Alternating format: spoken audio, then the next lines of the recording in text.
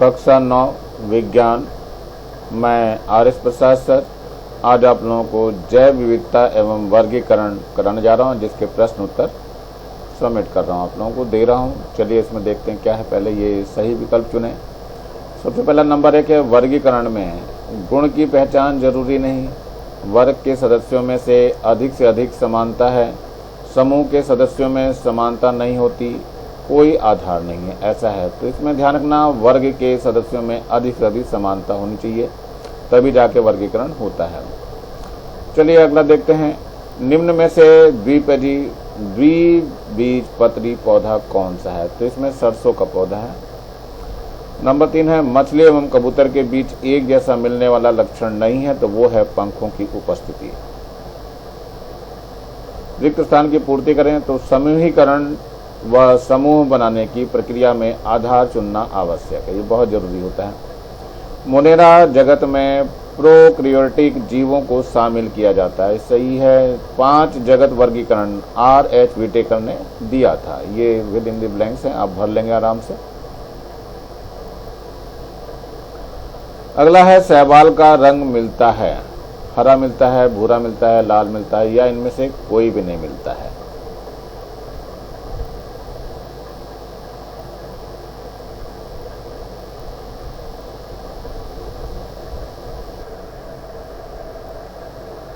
तो C part यानी कि ये द पार्ट सही है, इनमें से सभी यानी कि ये सारे के सारे सही है हमारे पास। नंबर 2 निम्न में से कवक के लिए सत्य कथन है। नंबर 1 यह स्वपोषी होते हैं। नंबर 2 इसमें हरित लवक पाया जाता है। नंबर 3 जो है इसमें निश्चित केंद्रक अनुपस्थित होते हैं। नंबर द है यह सड़े गले स्थानों पर मिलता है, तो ये द इसका बिल्कुल सही है, ये सड़े गले स्थानों पर मिलता है। अमरबेल पौधा है, तो अमरबेल पौधा क्या है? एक बीजपत्री पौधा है, परजीवी पौधा है। ये क्या है? परजीवी पौधा है। एक बीजपत्री की विशेषता क्या है? मूसला जड़ पाई जाती है, तना मजबूत होता है, पत्तियों में समांतर सिरा विन्यास होता है, तो ये सही है इसका। इसके बाद आता है ये सिस्टेमा नेचुरी नामक पुस्तक के लेखक कौन है? तो इसके जो लेखक हैं वो कैरोलस लिनियस हैं, तो ये अ पार्ट इसका सही है। यह है कुकुरमुत्ता नामक कवक निम्न में से किस रूप में पाया जाता है? तो ये जो पाया जाता है सहजीवी, परजीवी, मृतोपजीवी, यानी सारे के सारे सभी में पाया जाता है। एक कोशिकीय जीव है, अमीबा है, पैरामीशियम है, एंट अमीबा है, या उपरोक्त सभी, यानी सारे के सारे हैं इसमें। मनुष्य का वैज्ञानिक नाम क्या है? तो ये होमो सेपियंस नाम है इसका, मनुष्य का। आगे है युगलना अपना भोजन प्राप्त कर सकता है, युगलना अपना भोजन प्राप्त कर सकता है, तो ये स्वपोषण व विषम पोषण दोनों से प्राप्त कर सकता है। द्विबीजपत्री नहीं है, इनमें से कौन सा द्विबीजपत्री नहीं है? तो वो मक्का है जो नहीं है, वो एक ही बीज होता है बेचारा। चलिए आगे की ओर बढ़ते हैं जरा हम। ये है रिक्त स्थानों की पूर्ति करनी है इसमें भी। मेढक का वैज्ञानिक नाम क्या है? इसका वैज्ञानिक नाम राना टी ग्राना है। इसका नाम क्या है? राना टी ग्राना।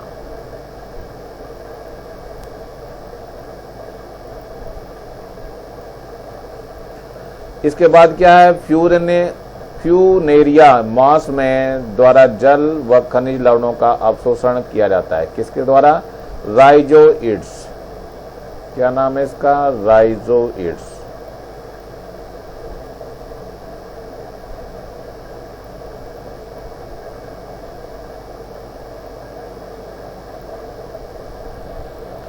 नंबर 3 है हाइड्रा फीता कृमि जगत में आते हैं, तो जंतु जगत में आते हैं सभी ये।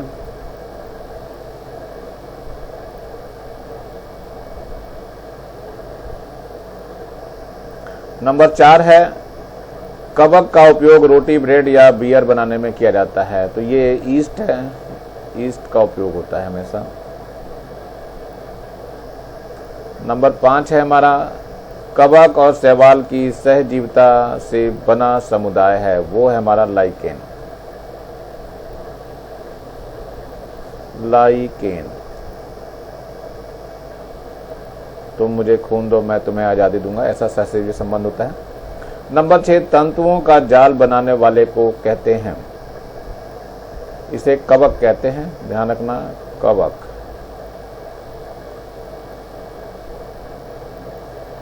में हरित लवक पाया जाता है परंतु कोशिका भित्ति का अभाव होता है, ये होता है युगलीना।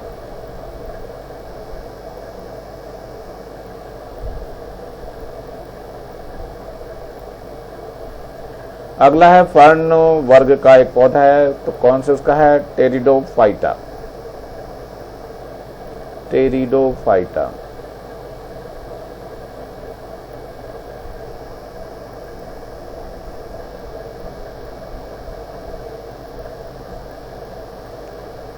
केंचुआ, जोंक, मच्छर, घोंघा, चींटी इत्यादि में अनुपस्थित रहता है। क्या रीढ़ की हड्डी नहीं होती इनमें?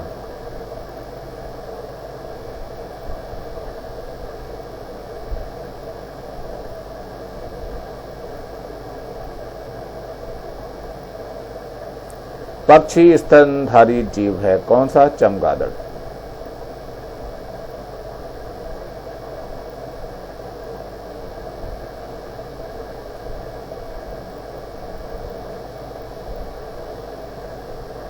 चलिए जोड़ी बनाव पे चलते हैं हम लोग।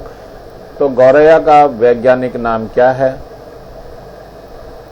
यह है पेंसरडोमेटिक, यानी ये वाला जो ऑप्शन आपका सही है, तो फर्स्ट ऑप्शन यहां आएगा इसका, पेंसरडोमेटिक। नंबर 2 है, पहले वाला हो गया। सेकंड है संवाहक ऊतक पाया जाता है, कहां पाया जाता है संवाहक ऊतक? टेरिडोफाइट में पाया जाता है, यानी ये आपका दूसरा ऑप्शन है। बीज आवरण सहित होता है, तीसरा बताना है आपको, बीज आवरण सहित होता है, तो ये एंजियोस्पर्म होता है, यहां पर आपका ये तीसरा आएगा। चौथा जो है उभयचर प्राणी है, कौन है उभयचर प्राणी? ये मेंढक ही हो सकता है, तो मेंढक है उभयचर प्राणी, यानी ये आपका चौथा नंबर आ गया। और शरीर में सल्क पाया जाता है, केवल एक ही बच गया, मत्स्य है जिसमें सल्क पाया जाता है, तो ये आपका 5वां हो गया। इस तरह से जोड़ी हम बना सकते हैं आराम से।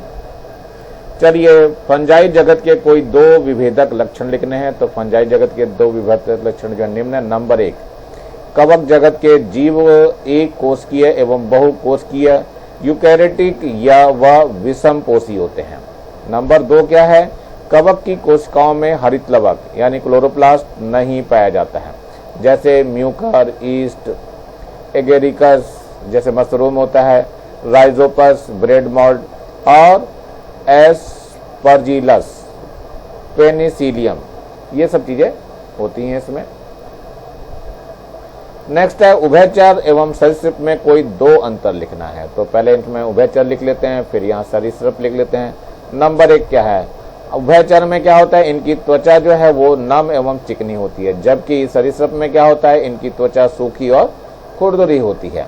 उभयचर में इनके सल्क नहीं पाए जाते हैं, सरीसृप में इनके सल्क पाए जाते हैं।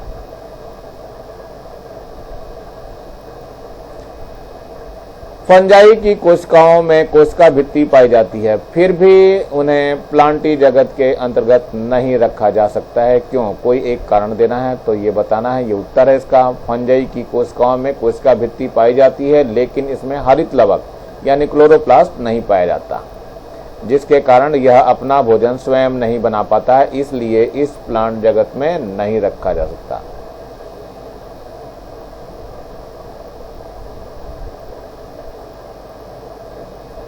सर्प एवं कछुए को एक साथ रखने का आधार क्या है, बताना है क्या आधार है, तो ये उत्तर है, चूंकि सर्प एवं कछुए की त्वचा नमी युक्त नहीं होती है, इनका बाह्य शरीर कंकाल सल्कों द्वारा ढका रहता है, इसलिए इन दोनों को एक साथ सरीसृप वर्ग में रखा गया है। 5 ऐसे पौधों के नाम बताइए जिनमें बीजों में 2 बीज पत्र आते हों, तो उसमें कौन कौन से? चना है, मटर है, मूंग है, उड़द है, सरसों है, अरहर है, सोयाबीन है, जितनी दालें हैं सबके नाम ले लो, तो सब शामिल हो जाएंगे इसमें। वर्गीकरण की आवश्यकता क्यों पड़ी? अरे भाई इतने सारे जीव जंतु होते चले गए तो बहुत सारे का अध्ययन करना मुश्किल हो गया, तो प्रकृति में विभिन्न जीवों का एक साथ सरलता, सुगमता से एवं क्रमबद्ध अध्ययन करने के लिए वर्गीकरण की आवश्यकता पड़ी।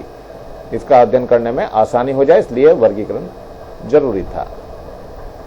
अब आ जाओ द्विनाम पद्धति से आप क्या समझते हो। इसके अंतर्गत जीवों के नाम किस प्रकार लिखे जाते हैं, कोई 2 उदाहरण दे करके समझाइए। तो नंबर 1 देखते हैं। द्विनाम पद्धति में प्रत्येक जीव का नाम जो है वो 2 शब्दों से बना होता है, जिसमें पहला शब्द वंश तथा दूसरा शब्द जाति को व्यक्त करता है। इसके अंतर्गत जीवों के नाम निम्न प्रकार लिखे जाते हैं। नंबर 1 देखते हैं। जीव के वंश के नाम का पहला अक्षर अंग्रेजी के बड़े अक्षर से तथा अन्य छोटे अक्षर में लिखे जाते हैं। जाति का नाम अंग्रेजी के छोटे अक्षर से लिखा जाता है। वंश एवं जाति के नाम को तिरछे अक्षरों में लिखा जाता है। यदि ये नाम सीधे अक्षरों में लिखे जाते हैं तो उनके नीचे रेखा खींची जाती है। तो देखिए क्या है, मेंढक का वैज्ञानिक नाम लिखा जा रहा, तो ये रानाटिग्राना है। शेर का वैज्ञानिक नाम पैंथरा लियो है। ऐसे ही गौरैया का वैज्ञानिक नाम क्या है, पेसर डोमेस्टिक। मनुष्य का वैज्ञानिक नाम क्या है, होमो सेपियंस। तो ये नाम के आधार हैं लिखने के। चलिए आगे बढ़ते हैं। चूहा और चमगादड़ के समान लक्षण कौन कौन से हैं, ध्यान रखना, इनके समान लक्षण लिखने हैं। तो ये सभी जीव बहुकोशिकीय, यूकैरियोटिक एवं विषमपोषी होते हैं। इन जीवों में पोषण प्राणिसम अर्थात अंतर्ग्रहण होता है। इनमें भोजन ग्रहण करने के लिए विशिष्ट अंग होते हैं। इन जीवों में प्रचलन अंग पाए जाते हैं। इनमें स्तन ग्रंथियां पाई जाती हैं। ये सभी बच्चे देने वाले जीव हैं। इनमें रीढ़ की हड्डी पाई जाती है। इनके शरीर पर बाल भी पाए जाते हैं। तो ये सारे हैं जो रखने का कारण है इनका। अगला है 5 जगत वर्गीकरण के आधार पर वे 5 जगत कौन कौन से हैं, विस्तार से समझाना। अब ये बड़ा क्वेश्चन हो गया है। तो इसमें 5 जगत का वर्गीकरण करने के जो आधार लिया गया, तो नंबर 1 आधार क्या है, केंद्रक झिल्ली की अनुपस्थिति व उपस्थिति, प्रोकैरियोटिक या यूकैरियोटिक। नंबर 2 है संगठन का स्तर, यानी एक कोशिकीय है या बहुकोशिकीय है। नंबर 3 है पोषण प्राप्त करने की विधि, स्वपोषी है या विषमपोषी है। तो ये 5 जगत कौन कौन से हैं। नंबर 1 है जगत मोनेरा, नंबर 2 जगत प्रोटिस्टा, नंबर 3 जगत फंजाई, नंबर 4 जगत प्लांटी और जगत एनिमीडिया। ये चारों हैं और इन्हीं चारों का वर्णन किया जाना है। तो इन्हीं चारों का वर्णन आपको अच्छे से करना है। चलिए देखते हैं वर्णन करते हुए। सबसे पहले आता है जगत मोनेरा। जगत मोनेरा में क्या है, कोशिका भित्ति यानी प्रमुखतः पेप्टिग्लाइकॉन से बनी होती है, यानी कि पौधों की कोशिका भित्ति मुख्यतः सेलुलोज से बनी होती है। ये अलग प्रकार की होती है। नंबर 2 इनकी कोशिका झिल्ली के चारों तरफ कोशिका भित्ति होती है। नंबर 3 इस जगत के सभी स्वपोषी तथा विषमपोषी दोनों तरह के हो सकते हैं। इस जगत के तहत सभी एक कोशिकीय झिल्ली विहीन केंद्रक यानी प्रोकैरियोटिक कोशिका वाले जीव आते हैं। उदाहरण में कौन सा है, एनाबीना है, नॉन स्टॉक है, वह जीवाणु हैं जिनके चित्र बने हुए हैं। ई कोलाई करके है, बेसिलस एंथ्रेसिस है और ये साइनोबैक्टीरिया है या एनाबीना जिसको बोलते हैं। नंबर 2 पे जगत आता है जगत प्रोटिस्टा। इस जगत में सभी जीव एक कोशिकीय झिल्ली युक्त केंद्रक और यूकैरियोटिक कोशिका वाले होते हैं। नंबर 2 क्या है, इस जगत के जीव स्वपोषी तथा विषमपोषी दोनों तरह के हो सकते हैं। नंबर 3 क्या है, इस जगत में जीवों में जीवन की सभी क्रियाएं एक ही कोशिका द्वारा संचालित होती हैं। उदाहरण क्या क्या दिया है, अमीबा है, पैरामीशियम है, एंटामीबा है। तो ये सारे चित्र आपको बनाने पड़ेंगे। इसमें ये अमीबा हो गया, ये एंटामीबा हो गया, ये पैरामीशियम हो गया। तो इनको चित्र सहित समझाना है आपको।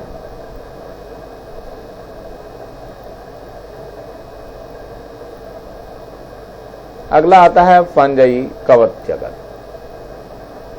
ये एक कोशिकीय, बहुकोशिकीय, विषमपोषी यूकैरियोटिक होते हैं। नंबर 2 क्या है, कवक की कोशिकाओं में हरित लवक नहीं पाया जाता है। नंबर 3 क्या है, अधिकतर फंगस तंतुमय होते हैं। ये तंतुमय का जाल निर्मित करते हैं जिसे माइसीडियम कहते हैं, कवक जाल कहते हैं। उदाहरण के लिए पेनिसिडियम, एस्पिलर्जिस और मशरूम, खमीर, म्यूकर, राइजोपस। तो ये राइजोपस दिखाया हुआ ब्रेड के ऊपर जो मोड़ बन के बनता है, ये पेनिसिलियम है और ये एस्परजिलस है ये। तो ये चित्र आप लोग बना लेंगे आराम से, कोई दिक्कत नहीं आएगी इसमें। नेक्स्ट है पादप प्लांटी जगत। ये बहुकोशिकीय या यूकैरियोटिक होते हैं। नंबर 2, इनकी कोशिकीय भित्ति सेलुलोज से बनी होती है। नंबर 3, ज्यादातर पादपों की कोशिकाओं में क्लोरोप्लास्ट यानी हरित लवक मिलता है। इसमें से ये प्रकाश संश्लेषण द्वारा अपना भोजन बना लेते हैं, अर्थात ये स्वपोषी होते हैं। उदाहरण के लिए क्या है, धान है, नींबू है, खजूर है, मांस है, शैवाल, ये सारे होते हैं इसके अंदर। तो ये स्पाइगोराइड, ये क्या फ्यूनेरिया, ये माइकेसिया और फंड, ये सारे चित्र आपको बना लेने हैं, 2-4 उदाहरण देने पड़ेंगे आपको। अगला आता है 5वां नंबर, जंतु एनीमिडिया जगत।